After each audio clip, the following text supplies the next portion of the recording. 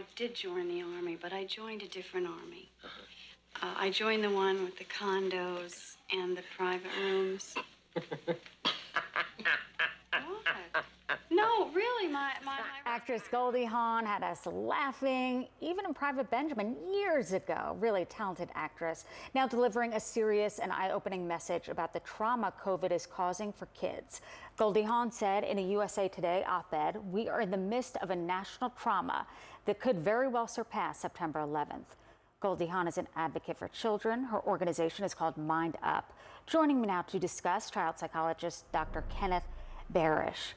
Good to talk to you. Do you agree with Goldie Hawn that this is really traumatic for our kids? Of course it is. Have we failed as a nation? Well, I think in many ways Goldie is right. We don't know the long-term impact of the past 2 years, but we do know, as many studies have shown, that this pandemic has taken enormous toll on children's emotional health and well-being. So what if, doctor, sorry to interrupt, what if parents are sitting at home watching saying, I tried my best, what can I do now and moving forward? So there's a lot that we can do. Goldie's program is great. Children are suffering from anxiety and loneliness. And loneliness is an emotional pathogen. Social isolation is an emotional pathogen. But we don't have to be pessimistic. We can mitigate this, and we can immunize them against the emotional pathogens of this pandemic. So Goldie's program has some excellent recommendations. I have a few more. So if you'd like, I can... Yeah, I love that. Okay, so we start, as always, by listening. Take extra time to ask them how they're doing and to talk to them about their concern. I recommend to parents take 10 minutes at bedtime just as a time to talk about their anxieties, their frustrations, and their discouragement. And many children, even many teenagers, look forward to this time.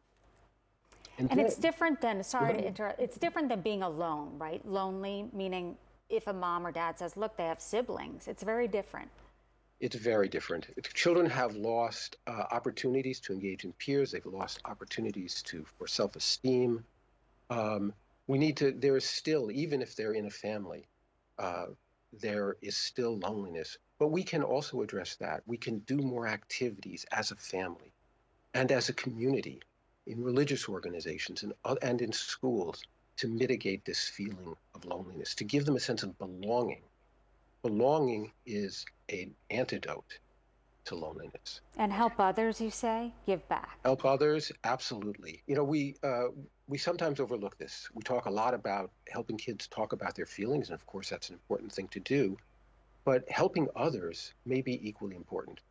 When kids help others, they learn that they have something to offer. And when they do, when they read to younger children, when they tutor younger children, they work harder and they have better self-esteem. And we can share our personal stories.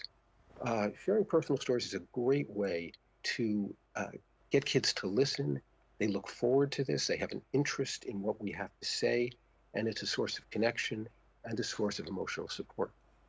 Dr. Kenneth Barish, some really good advice there on listening to your kids. Don't just talk, really listen and hear what they're saying. Some good advice. Thank you. Thank you, Susan.